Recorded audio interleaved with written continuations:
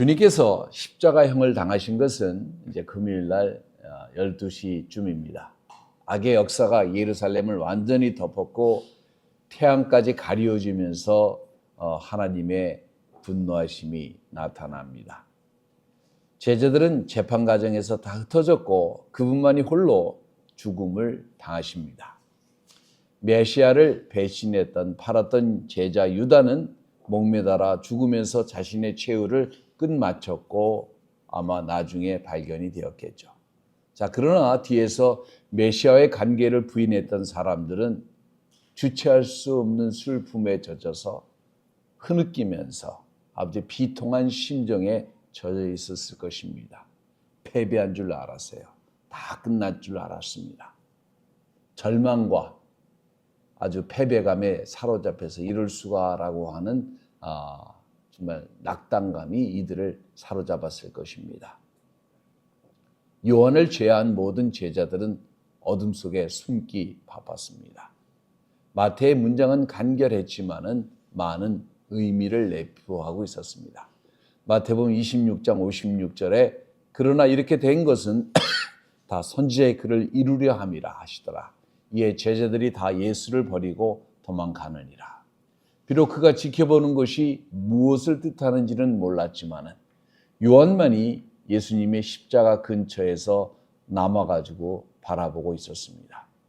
예수님이 아까 홀로 싸우시는 그곳에 서서 다른 제자같이 자신의 꿈이 예수의 왕국이 세워지는 것을 품고 예수가 왕이 되는 것을 옹립하고 그리고 자신이 거기서 누릴 많은 혜택을 아마 생각했을지도 모르겠지만 그곳에서 자신이 할 수 있는 역할은 뭐냐면 그 모든 꿈이 다 사라지는 것을 비통한 심정으로 지켜보는 것입니다. 자신이 추종하던 예수 그리스도가 비참하게 사람의 조롱거리가 되어서 죽어가시는 모습을 바라보고 있는 비통한 심정이에요. 여러분 아마 그런 체험을 하신 분은 많지 않을 거예요. 자신이 평생 동안 꿈꿔왔던 것이 자신의 눈앞에서 사라지는 것을 목도하고 있는 심정. 여러분은 아마 그런 심정 잘 모르실 거라고 생각을 해요. 자, 요한의 심정은 그런 것이었습니다. 모든 사람이 생각하기에는 어두움이, 악이, 죽음이 자신들이 그렇게 꿈꿔왔던 하나님의 나라가 눈앞에서 산산조각 나는 것이라고 생각을 합니다. 악이 승리한 줄 알았습니다. 인간이 경험할 수 있는 모든 꿈이 다 사라진다고 생각을 합니다.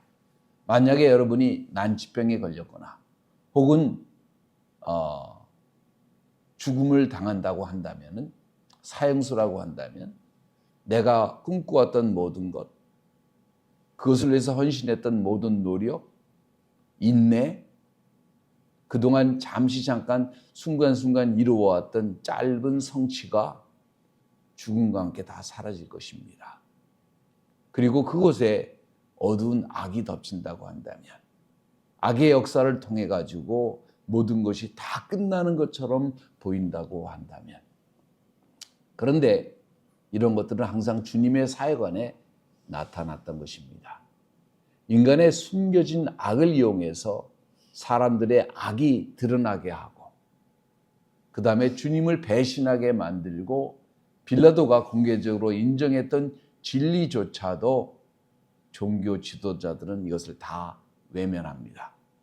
이 모든 것은 로마의 사주도 아니에요. 이것은 자신들의 죄를 움켜쥐고 그리고 이 세상의 권력을 갖고 싶어하는 악의 역사 앞에 무릎을 꿇은 결과일 뿐입니다. 아마 사두개인들과 바리새인들은 자신들이 이 순간에 승리한 줄 알았을 거예요.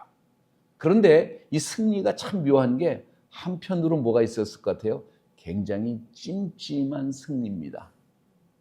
하지만 요한과 다른 제자들이 보지 못하는 것도 있어요.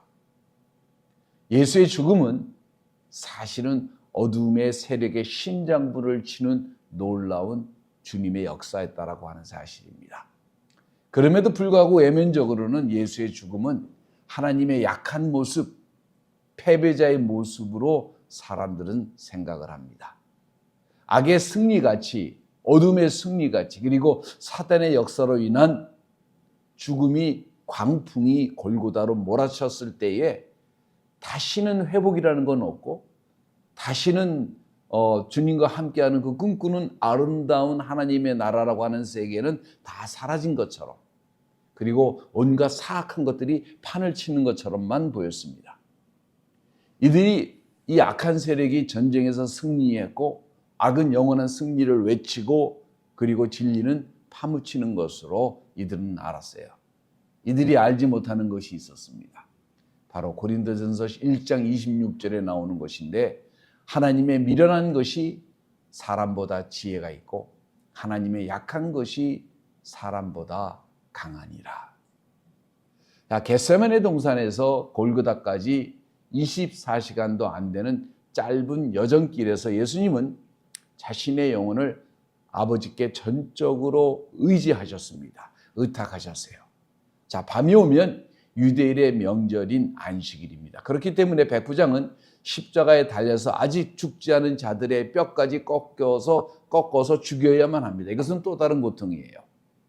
유대인의 법에 의하면 누구도 제7일에까지 십자가의 안식일에 매달려 있을 수가 없습니다. 빌라도조차도 이들의 율법을 존중해 줘야 돼요. 그래서 가장 공통적인 방법 중에 하나인 그 방법이 뭐냐면 십자가에 달린 죄수들을 다리의 뼈를 꺾어서 죽이는 것입니다. 이것은 모두에게 힘든 일이에요. 이것은 죄수들에 당하는 죄수들도 힘든 일이지만은 군인들도 이것은 굉장히 하기 싫어한 허들의 일 중에 하나입니다. 넓적다리를 끊어버리면은 약 한 2리터의 피가 흐르게 된다고 얘기합니다. 두 다리를 합치면 약 4리터의 피가 손실되는데, 두 다리가 끊기면서 생기는 출혈과 고통은 과혈증을 불러일으키고 당하는 사람에게는 놀라운 고통을 심어줍니다. 피가 지속적으로 계속해서 급속한 출혈이 발생하는데 결과적으로 그것으로 인해서 의식을 잃어버리게 되고 코마 상태에 이르면서 결국은 죽게 되는 것입니다. 두 죄수의 발을 분지르면서 이들이 예수님을 주목했을 때는 이미 예수님은 어떻게 됐어요? 운명하신 후였습니다. 자, 죽음을 확실하게 하기 위해서 군사가 창으로 옆구리를 찌릅니다. 죽었지만은 확인 사살을 하는 거예요. 그리고 피가 액체와 섞여 흘러나오는 것을 봅니다. 요한복음 19장 34절에 그중 한 군병이 창으로 옆구리를 찌르니 곧 피와 물이 나오더라. 이것은 이미 뭐예요? 예수님이 사망하셨다고 하는 부인할 수 없는 죽음의 의학적 표식입니다. 의혹을 제기하는 자들은 어떻게 얘기하냐면 예수님은 결단코 돌아가신 것이 아니다. 단지 그냥 깊은 코마 상태에 있다가 깨어났을 것이다 라고 또 얘기하는 사람들이 있는데, 무덤에 들어간 후에 깨어난 것이라고 상상하던 것은 자신의 어떤 표현인지 모르지만은 십자가형이 무엇인지도 어떤 상태인지도 사람이 창으로 찔렀을 때 피와 물과 같이 섞여 나오는 것이 무엇인지도 모르는 상상적인 그런 부인에 불과한 것이라고 하는 사실입니다. 수완 띠오리라는 것이 있는데 예수의 부활을 인간적으로 설명하려고 하는 시도입니다. 이들에게는 하나님의 기적적인 역사는 없습니다. 그러나 사실을 안다면 이 모든 것은 뭐예요? 상식 밖의 일이에요. 고대 사회는 사실 사람들이 우리보다 사람 죽는 거를 더 많이 잘 현대인보다 이해를 합니다.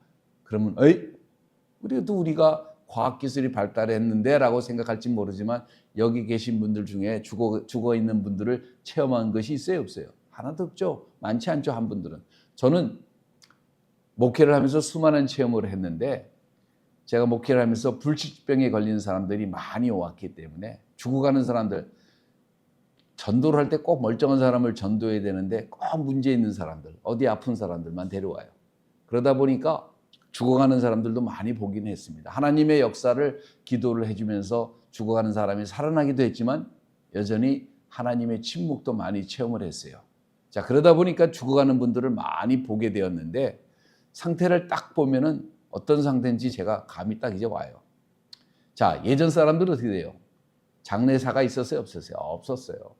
그러니까 주변에 돌아가시는 분들 딱 보면 아, 이제 가실 때가 됐다 안 됐다 딱 보면 대충 알고 죽었다 안 죽었다 이런 것도 너무나 잘 압니다. 왜? 다 자기들이 체험을 하는 거기 때문에. 여러분들은 그런 체험이 없어요. 아프시면 병원 가고 병원 갔다 왔다 갔다 하면 어느새 돌아가시겠고 그런 경우가 많잖아요. 경제가 발전된 나라에서는 전문가가 다 알아서 해주잖아요.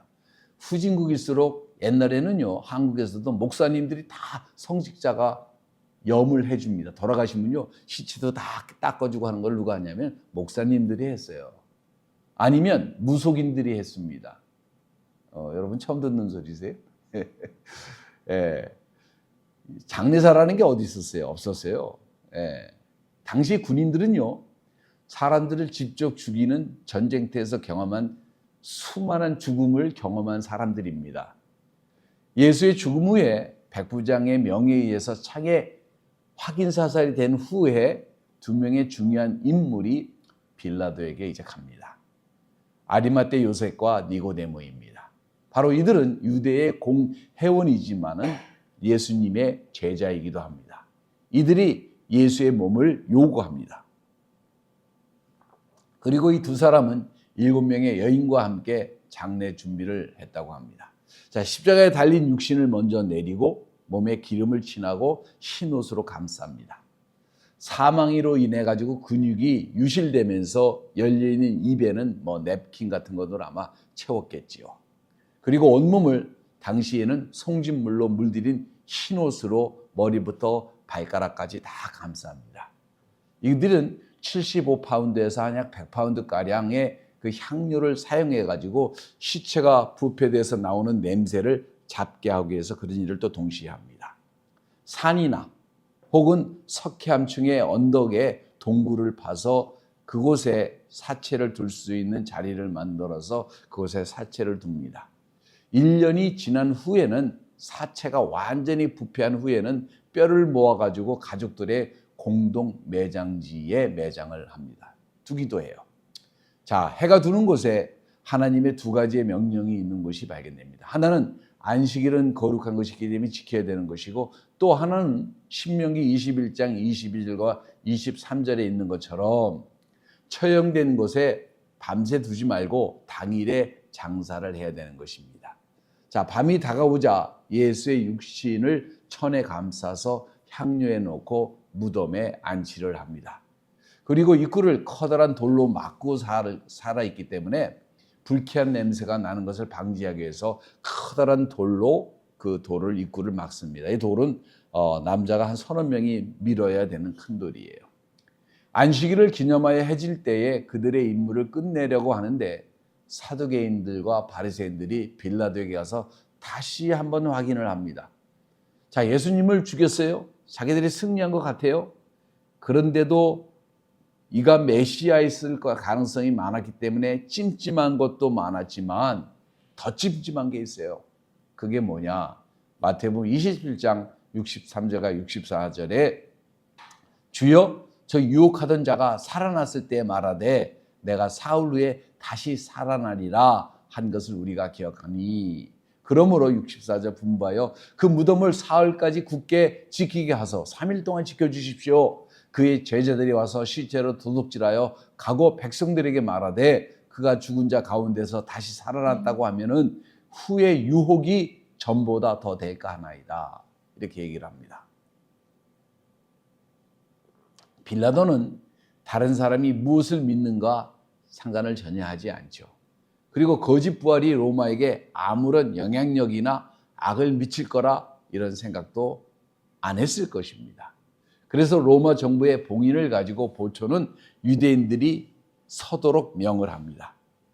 이것은 아마도 로마 군인을 세우는데 성전에서 돈을 지불하는 형식을 취할 수도 있었을 거예요. 뭐 어떤 것이 행했는지 모릅니다. 자, 무덤을 봉인하고 1년의 군인들이 보초를 쓰고 또 나머지는 종교 지도자들이 사람들을 보내서 또 함께 쓰기도 했을 거예요. 자, 안식일을 지키기 위해서 집으로 돌아갑니다. 일요일 아침에 무교절을 지나면서 희생제의 소집을 기다리고 있었고, 그리고 예수의 그 날은 일절 침묵으로 진행을 합니다. 예수의 제자들은 선생을 잃어버린 가운데 고통 속에, 절망 속에, 그리고 다음에 무슨 일이 생길 것인지에 대한 갈등을 아마 하고 있었을지도 모릅니다.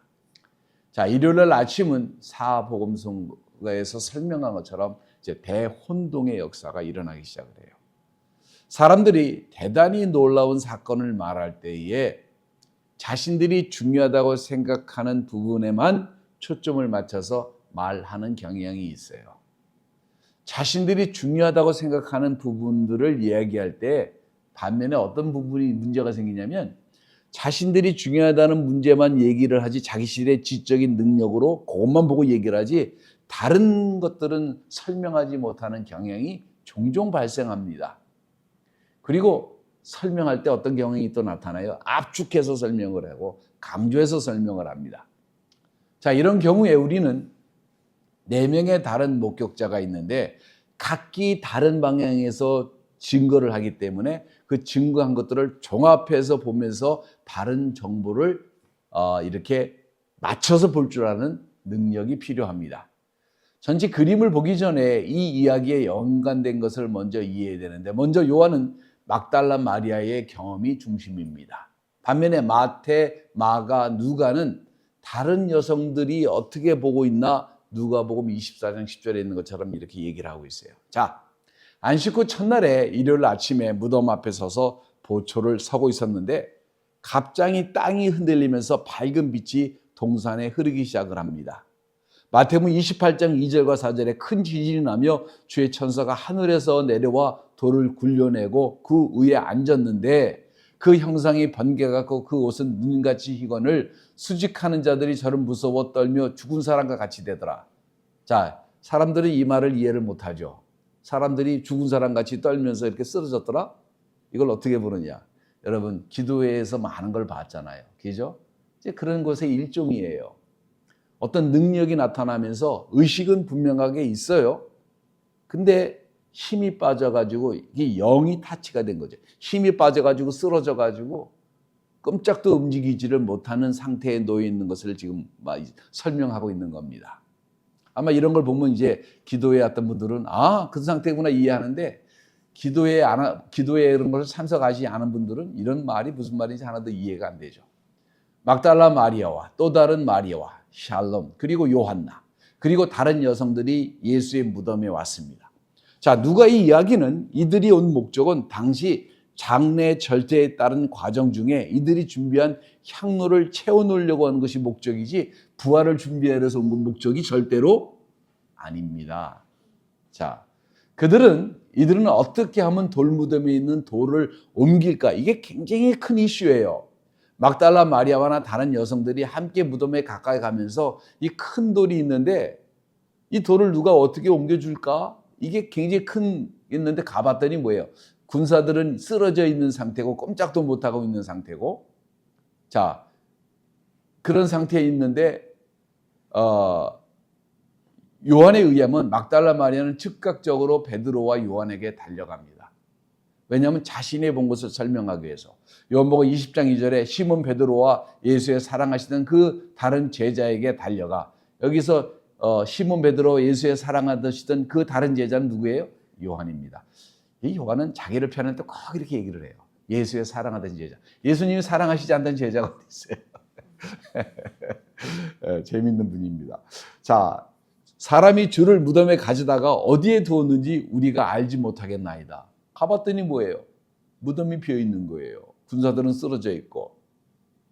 그러니까 샌들을 신고서 막 단숨에 달려갑니다.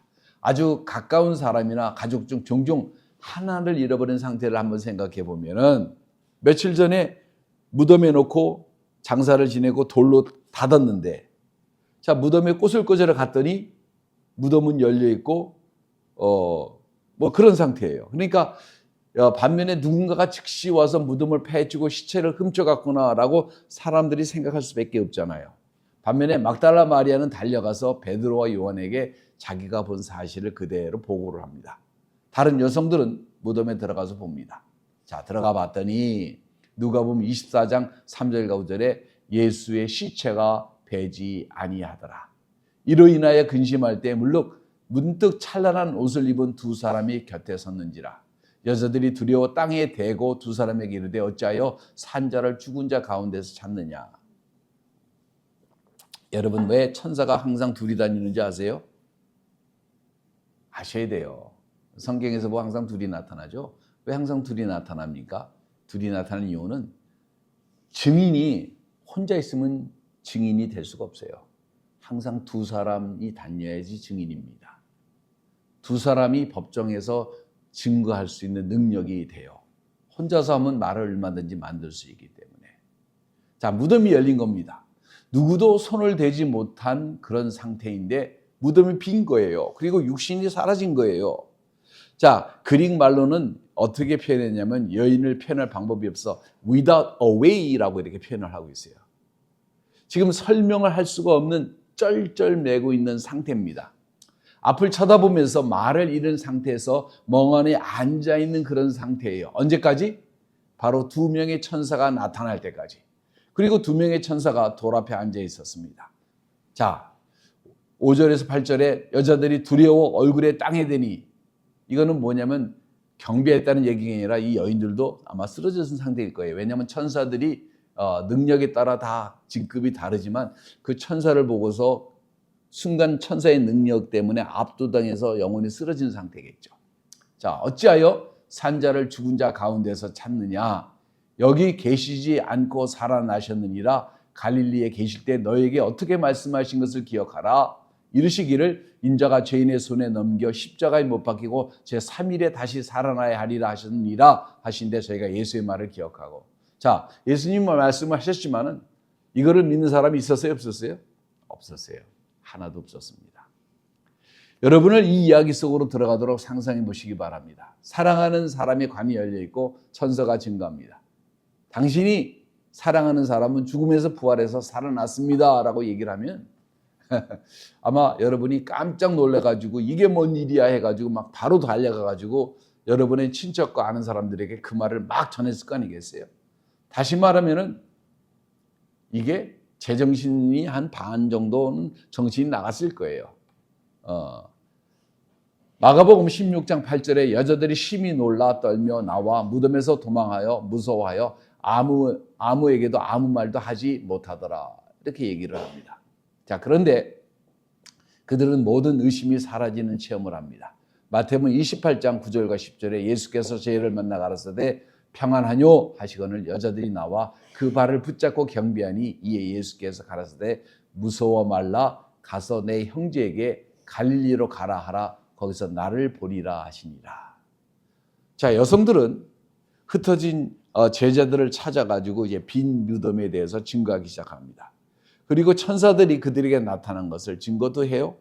부활하신 예수를 이들이 다 증거를 합니다. 자, 그러면 예수님들이 그 반응을 보고서 야, 그렇게 되었구나라고 생각을 했어야지 옳은데 반응이 그래야지 되잖아요. 아니요.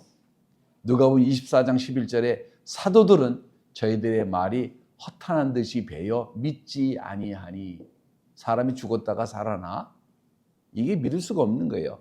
그래서 허탄한 듯이라고 하는 그릭 말은 의학적인 용어인데 열이 심하게 떴을 때 어떠해요? 사람들이 헛소리하죠. 아이고 아이고 이 헛소리하는 것처럼 그렇게 받아들였다는 얘기예요. 그러니까 믿지 않는 거예요. 제자들은 한마디로 비정상적이고 여인들이 과장하게 말하고 열이 떠가지고 헛소리하는 것으로 이들의 증거를 믿지 못했다는 얘기입니다. 야고보와 어머니인 마리아, 살로메, 요한나 그리고 다른 여성들이 제자들에게 이 사실을 증거를 했는데 하나도 믿어지지 않는 거예요. 막달라 마리아는 요한과 베드로를 찾아갔습니다. 근데 이들은 이런 얘기를 듣고서 정말일까? 라고 하는 마음으로 자기도 모르게 한 몸은 반은 반사적으로 반은 호기심으로 아마 반은 그런 일이 있을 수 있을까라고 하는 복합적인 심정으로 무덤으로 달려갑니다. 자, 요한복음 20장 4절과 7절에 둘이 같이 다름질하니 그 다른 제자가 베드로보다 더 빨리 달아나서 먼저 무덤에 이러고 뭐 이런 얘기를 유치한 얘기를 해야 될지 모르겠어요. 아마 요한이 제일 젊었어요. 제일 어렸습니다. 그러니까 아마 더 베드로도 젊었어요 당시에. 저기 그림 보면 막 수염이 이렇게 나오니까 40, 50은 된 거였는데 아닙니다. 10대 후반에서 20대 초반이에요. 자, 체력이 요한이 더 좋았습니다. 더 빨리 가려고 보니까 구부려 세마포에 놓인 것을 보았으나 들어가지는 아니하였더니, 약간 좀 치킨기가 있는 것 같아요. 보기는 봤지만 들어가긴 두려운데 시몬 베드로가 따라와서 무덤으로 이제 가보니까 세마포가 놓여 있더라. 또 머리에 쌌던 수건은 세마포와 함께 놓여 있지 않고 딴 곳에 개켜 있더라. 정리가 되어 있는 상태입니다. 무덤에서 생긴 일을 베드로와 함께한 요한이 기록을 이렇게 했어요. 자, 요한은 세 가지의 독특한 단어로 무덤에서 본 두 증인의 이야기를 하고 있습니다. 보았으나 그릭 말로 블레포, 이 말은 뭐냐면 생각 없이 무엇인가 주목하여 보는 것을 말합니다. 이 말은 눈에 띄는 것을 그대로 그냥 관측하는 것을 얘기를 하는 거예요. 이런 것은 사거리에서 운전사가 신호등을 보는데 지나가잖아요. 어떨 때는 뭐냐면 내가 신호등 지나갔나 안 왔나 잘 모르잖아요. 그냥 무의식적으로 보고 지나가는, 생각 없이 하는 어떤 행위의 일종을 말합니다. 반면에 베드로는 무덤으로 들어갑니다. 멈추지 않고, 그리고 육체에 쌓인 그 천을 보고 좀 더 자세하게 봅니다. 그래서 베드로가 아무래도 좀 용기가 있는 것 같아요. 요한은 6절을 보니까 뭐라고 썼냐면 떼오레오라고 썼어요. 이 떼오라고 하는 그릭 말은 영어로 띠오리의 유래입니다. 베드로와는 다르게 요한은 무덤에 천을 봤을 뿐만 아니라 이것저것 보고 무슨 일이 있었는지 전후 과정을 측측해서 지금 보고 있어요.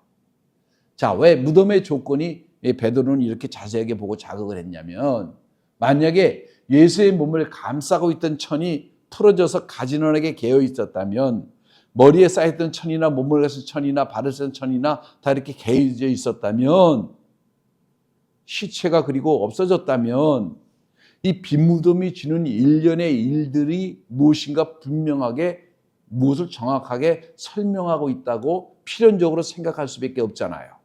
자, 마지막으로 요한은 베드로와 함께 있었던 무덤 안으로 들어가면서 그리고 설명하자 베드로가 보고 이렇게 믿습니다. 요한복음 20장 8절에 그때서야 무덤에 먼저 왔던 그 제자들도 들어가서 보고 믿더라, 이 얘기예요. 요한은 세 번째 이 단어를 사용합니다. 이디온이라고 하는 말, 자세하게 보고 이해를 했다고 하는 말입니다. 다른 말로 몸을 쌌던 천을 보고 정리했던 것을 보고, 그리고 뭐냐면은 사체가 없어진 것을 보고, 이 수수께끼 같은 답은 예수께서 진짜로 말씀하신 것처럼 부활을 했을 것이라고 믿게 되었다는 얘기예요. 논리적으로 그렇다는 얘기입니다. 자, 베드로와 요한이 무덤을 벗어나서 예수가 증거한 것을 전하고자 합니다. 막달라 마리아가 놀라운 체험을 합니다. 여인들이 만나줬던 천사들이 그녀를 만나준 거예요. 요한복음 20장 11절과 13절에 11절, 마리아는 무덤 밖에 서서 울고 있더니 울면서 굽으러 무덤 속을 들여다보니 흰옷을 입은 두 천사가 예수의 시체 누웠던 곳, 하나는 머리편에 하나는 발편에 앉았더라. 천사들이 가로되 여자여 어찌하여 우느냐, 가로되 사람이 내 주를 가져다가 어디에 두었는지 내가 알지 못함이로다. 그러고서 뒤를 보니까 부활하신 주님이 만나 주시는 겁니다. 자, 마리아, 살로메, 그리고 요한나, 다른 여인들은 흩어져 있던 예수를 찾아서 부활의 소식을 전합니다. 아마도 예수께서 떡을 떼시던, 그리고 잔을 함께 나눠주었던 아마 마가의 다락방이 아니었을까. 두려움 속에 갇혀있는 이들이 방문을 꼭꼭 닫고, 누가 자기들을 혹시 찾아내서 예수님을 죽인 것처럼 자기들도 죽일까 봐 두려워 떨고 있을 그때에 예수님께서 이들을 신방하십니다. 요한복음 20장 19절과 23절에 이날 곧 안식 후 첫날 저녁 때에 제자들이 유대인들을 두려워 모인 곳에 문을 닫았더니 예수께서 오사 가라사대 너에게 평강이 있을지어다. 이 말씀을 하시고 손과 옆구리를 보이시니 제자들이 주를 보고 기뻐하더라. 예수께서 또 가라사대 너에게 평강이 있을지어다. 아버지께서 나를 보내신 것 같이 나도 너희를 보내노라. 이 말씀을 하시고 저희를 향하여 숨을 내쉬며 가라사대 성령을 받으라. 호흡을 하시면서 성령을 받으라. 너희가 네 죄든지 사하면 사해질 것이요 네 죄든지 누구의 죄든지 그대로 두면 그대로 있으리라 하시리라. 자, 이 말을 듣고 또 어떤 사람이 예수님이 육신으로 부활하신 게 아니라 영으로 부활하셔서 방으로 갑자기 나타나셨다고 얘기를 해요. 무식한 사람이 확신을 가지면 되게 위험합니다. 예수님은요, 우리와 같은 육신을 입으신 게 아니에요. 지금은 무슨 육신을 갖고 계세요? 부활하신 부활체, 완전체를 갖고 계신 겁니다. 그렇기 때문에 우리의 육신과는 기능이 완전히 달라요. 더 이상 얘기하지 않겠습니다. 자, 도마는 갈릴리에서 이제 아직 돌아오지를 못했어요. 자, 그가 돌아왔더니 모든 제자들이 빈 무덤에 대해서 얘기를 하고 부활하신 주님을 또 얘기를 하고 증거해요. 그러니까 도마가 뭐라고요? 단호하게 얘기를 합니다. 20절, 25절에 다른 제자들이 그에게 이르되 우리가 주를 보았노라. 그러니까 도마가 하는데 내가 그 손에 못자국을 놔보고 그 손가락에 못자국에 넣으면 내 손을 그 옆구리에 넣어 보지 않고는 믿지 아니하겠노라. 자, 많은 성경의 주석가들이나 연구가들이나 설교가들을 도마를 의심하는 도마로 비난을 합니다. 자, 의심하는 것은 뭐냐면 믿음의 반대라고 생각하기 때문에 그래요. 도마는 사실은 냉정하고 사실에 입각해서 믿기를 바랬습니다. 내가 정말로 이분이 살았는지 부활했는지 하나님인지 아닌지 증거를 연구하고 비교하고 하나님 말씀을 생각해서 내가 보고 결론을 내리는 그것이 뭐가 이렇게 나쁜가요? 요한도 그랬고 베드로와는 요한도 뭐냐면 어떤 증거를 보고 확신을 했고 예수님 부활한 것을 보고 믿었잖아요. 자, 도마 생각하기를 자신이 바라던 사실이지만은 어떤 집단적으로 다른 사람이 봤기 때문에 나도 봤다고 생각하는 것이 아니라 어떤 집단적인 체면으로 연결되는 것이 아니라 내가 직접 예수님의 고통을 당하는 것을 봤고 그분이 피 흘리는 것을 봤고 도마는 안 봤겠어요? 다 봤죠. 요한은 십자가 가까이서 있었지만 먼 발치에 서가지고 창에 찔리고 고통당하고 처절한 그 모습을 똑똑히 봤단 말이에요. 그 등에서 피 흘리는 모습을, 고초당하는 모습을, 십자가에 못 박히는 모습을 똑똑히 어떻게 죽으신지를 봤는데 마지막 순간에 엘리 내막 사막탄이 어찌하여 하나님 나를 버리시니까 하고 절규하는 모습도 다 들었는데 이제 다 끝났다고 내 꿈이 다 깨졌다고 생각하고 절규를 하고 비참하고 비통한 가운데 있는데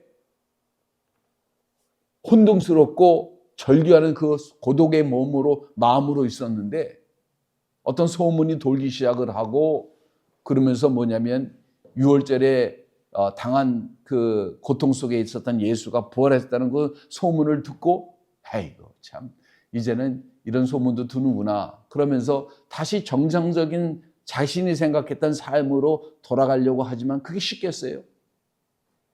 예수와 3년 반 동안 엄청난 삶을 살았던 이 평범했던 정말 평범한 이 한 사람이 예수님과 3년 반 동안 살면서 엄청난 사건을 날마다 목격하고 날마다 살아왔는데 다시 자신이 생각하는 정상적인 삶이라고 하는 게 어디 있겠어요?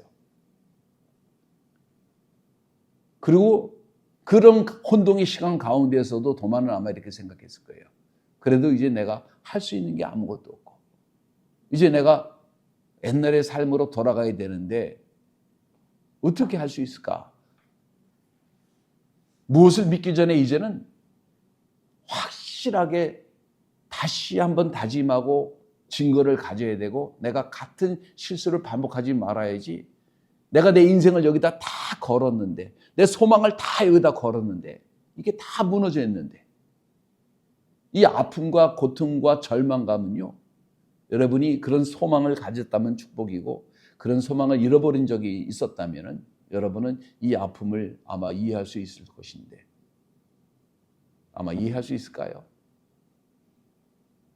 멀리 떨어져서 모든 것을 억제하고 새 출발을 하려고 해도 소문을 무시할 수도 없고 그렇다고 옛 삶으로 돌아가는 것도 너무나 힘들고 그러고서 왔더니 제자들이 막 예수님 부활하셨다고 그래요. 그러니까 뭐냐면은 내 손가락을 내가 넣어보지 아니하고는 내가 절대로 내가 믿지 않겠다. 이런 얘기를 합니다. 자, 다른 제자들하고 심각한 논쟁이 벌어졌을 거예요. 도마가 막 분노를 했을 겁니다. 왜? 그 사람은 그만큼 믿었고, 그만큼 좌절했고, 그만큼 절망했고, 그만큼 자기 소망이 산산조각 났기 때문에 상처가 그만큼 깊었던 겁니다. 그런데 예수님이 나타나세요. 도마에게. 요한복음 20장 27절에 도마에게 이르시되 내 손가락을 이리 내밀어 내 손을 보고 내 손을 내밀어 내 옆구리에 넣어보라. 그리하고 믿음이 없는 자가 되지 말고 믿는 자가 되라. 도마는요, 손가락을 들어 찔러봤겠어요? 아니요. 논쟁할 수도 없고 반박할 수도 없었습니다. 그가 요구하는 모든 것을 지금 주님께서 답해 주시고 있습니다. 도마가 이렇게 고백을 합니다. 요한복음 20장 28절에 내 주시며 나의 하나님이십니다. 정말로 당신은 하나님이십니다. 주님께서 답해 주십니다. 28절에 도마가 대답하되 주 나의 주이시며 나의 하나님이시나이다. 29절에 예수께서 가라사대 너는 나를 본고로 믿느냐? 보지 못하고 믿는 자들은 복되도다. 우리는 다 예수를 본 적이 없어요. 그러나 예수를 믿습니다. 여러분이 복된 분인 것을 기억하시기 바랍니다. 예수님을 아는 사람들에겐 우리가 하지 못하는 간접적인 이런 체험들은 많은 도움이 됩니다. 그분의 부활을 얼굴에 직접적으로 대면한 사람들의 간증들은 정말로 도움이 돼요. 자, 그럼에도 불구하고 각기 반응이 다르죠. 먼저 즉각적으로 믿는 사람이 있습니다. 정보를 듣고서 그분의 사역을 동안 증거한 것을 기억하면서 아주 즉각적으로 믿고 따르는 부류가 있을 수 있어요. 반면에 간접적인 증거를 통해 믿는 사람도 있어요. 부활이라고 하는 생각을 의심은 하지만은 더 많은 정보를 대하게 되면서 빈 무덤을 보고 그 무덤 안에 있던 손을 생각하고 주님께서 부활한 것을 믿는 사람도 있어요. 하지만 오직 직접적인 증거를 통해서 믿는 사람들도 있어요. 자신들의 눈을 통하고 손가락을 찔러봐야 되고 그래야 믿는 사람도 있습니다. 예수의 부활은 역사적인 사실이에요. 그리고 이것은 무엇보다도 더 중요한 것입니다. 죽었다가 살아났다가 다시 죽은 것이 아니라 죽어서 살아나시고 영원히 죽지 아니하시고 영원히 우리를 다스리시는 분이십니다. 다시는 죽는 일도 없을 것입니다. 이런 종류의 삶을 믿는 우리에게도 영원히 이런 삶을 허락해 주실 것입니다. 우리의 육신은 병들고 죽을 수가 있고 그 다음에 먼지가 돼서 날아다닐 수도 있습니다. 우리의 모든 그러므로 관계는 영원할 수가 없어요. 버림받을 수도 있고 배신당할 수도 있고 깨질 수도 있고 아무리 친근해도 죽음으로 다 잊혀질 수밖에 없습니다. 행복할 수도 있고 슬퍼할 수도 있고 감사할 수도 있고 미워할 수도 있어요. 행복도 우리가 아는 사람들도 결국은 뭐예요? 다 사라집니다. 어떤 모든 종류의 슬픔도 기억도 행복도 좌절도 성공도 다 사라질 것입니다. 인간의 죄와 사단의 역사, 어둠, 그리고 이 사망 권세라고 하는 이 시스템도 성경에서 보면 다 사라질 것입니다. 그런데 우리는 이 변화에 대해서 걱정할 것이 하나도 없습니다. 그분께서 살아계십니다.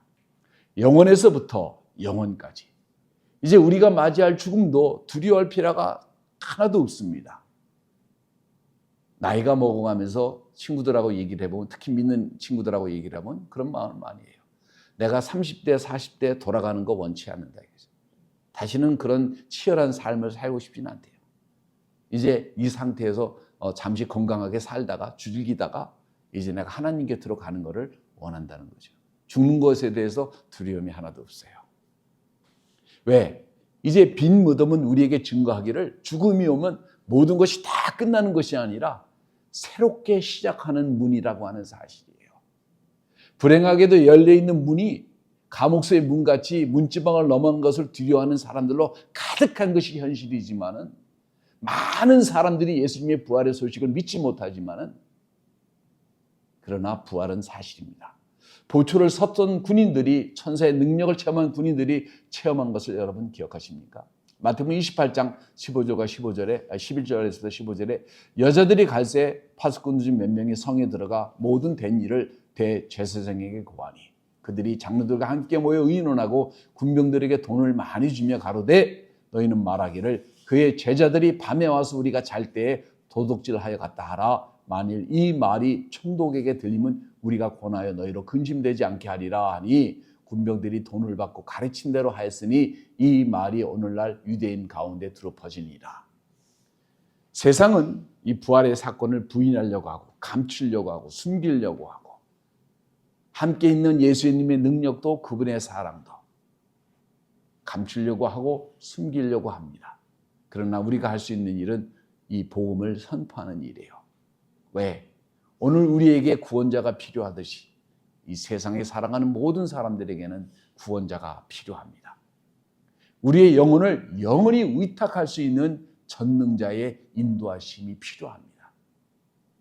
비록 어둠과 사단의 역사와 죽음이 우리를 가로막는 것처럼 보이고 악의 힘이 우리를 막 압도하는 것처럼 보여도 여러분 걱정하지 마십시오. 걱정하지 마세요. 그분은 부활하셨고 그분은 승리했고 그분과 연합된 우리 한 사람 한 사람도 믿음의 사람들도 승리합니다. 우리는 승리의 나팔소리와 함께 우리의 육신도 부활할 것입니다. 부활이 없다고 한다면 이 성도는 가장 슬픈 자로 발견하게 될 것입니다. 만약에 예수의 부활이 없었다면 우리는 또 다른 메시아를 기다려야 합니다. 우리가 부활이 없다면 우리의 믿는 믿음도 모든 것이 다 헛된 것이고 여러분이 이렇게 인내하면서 세상을 살 필요가 하나도 없는 것입니다. 즐기면서 살으라고 할 거예요. 왜 이렇게 우리는 인내하면서 살아야 합니까? 고린도전서 15장 12절부터 20절에 그리스도께서 죽은 자 가운데서 다시 살아나셨다 전파되었거늘 너희 중에 어찌하여 죽은 자 가운데 부활이 없다고 하느냐. 만일 죽은 자의 부활이 없으면 그리스도도 다시 살지 못하셨으리라. 그리스도께서 만일 다시 살지 못하셨다면 우리의 전파하는 것도 헛것이요 너의 믿음도 헛것이며 또 우리가 하나님의 거짓 증인으로 발견되니 우리 거짓말한 거 되잖아요. 우리가 하나님이 그리스도를 다시 살리셨다고 증거하였음이니라. 만일 죽은 자가 다시 사는 것이 없으면 하나님이 그리스도를 다시 살리지 아니하셨으리라. 만일 죽은 자가 다시 사는 것이 없으면 그리스도도 다시 사신 것이 없을 터이요. 그리스도께서 다시 사신 것이 없으면 너희의 믿음도 헛되고 너희가 여전히 죄 가운데 있을 것이요. 또한 그리스도 안에 잠자는 자도 망하였으리니 만일 그리스도 안에서 우리의 바라는 것이 다만 이생뿐이면 모든 사람 가운데 우리가 더욱더 불쌍한 자리라. 그러나 이제 그리스도께서 죽은 자 가운데서 다시 살아 잠자는 자의 첫 열매가 되셨도다. 첫 열매가 되셨도다. 여러분 부활을 믿습니까?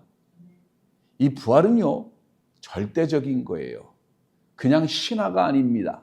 만들어낸 이야기가 아니에요. 여러분이 논리가 있다면 성경을 보시면 정확하게 이해할 수 있습니다. 그런 평범한 사람도 못 되는 제자들이 세상을 어떻게 뒤바꿀 수 있을까요? 어떻게 로마 제국이 지금으로 치면 미국 같은 강대한 제국이 왜 그 하찮은 존재들 12명에게 무릎을 꿇었을까요? 어떻게 그런 일이 생길 수 있습니까? 왜? 예수께서 부활하셨기 때문이에요. 부활은 절대적입니다. 첫 열매로 나신 그리스도의 영광에 따라 부활하는 그때를 기다리는 우리 한 사람 한 사람 한 사람이 그래서 뭐냐면 귀중한 거예요. 여러분, 이 부활은 그냥 만들어내는 공허한 이야기가 아닙니다.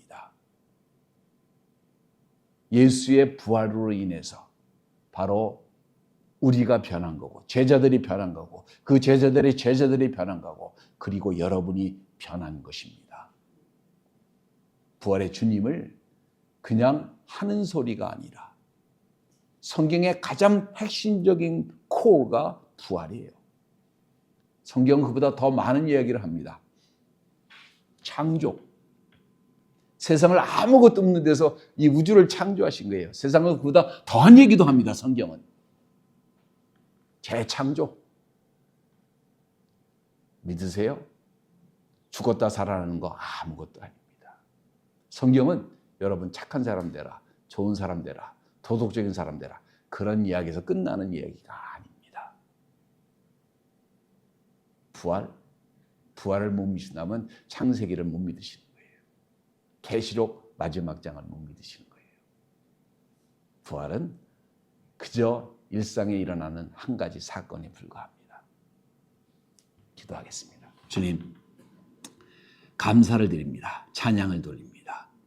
주께서 부활하심으로 말미암아 우리에게 생명을 주시고 또 다른 메시아를 기다릴 필요도 없고 또 다른 구원을 찾을 필요도 없고 또 다른 하나님을 찾을 것도 없고 오직 우리 주 예수 그리스도를 믿고 그분의 가르침을 따르며 그분의 인도하심을 따라 앞으로 전진하기를 바랍니다.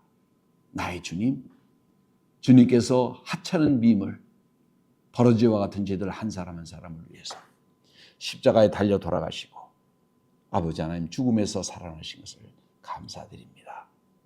나의 주, 나의 그리스도, 나의 하나님이시여. 도마의 고백이 오늘 우리들의 심령 속 깊은 곳에서의 고백이 되어지며 아버지 하나님 우리의 찬송되기를 아버지 사모합니다. 감사와 찬송과 영광을 아버지 앞에 돌리며 예수 그리스도의 이름으로 기도합니다. 아멘.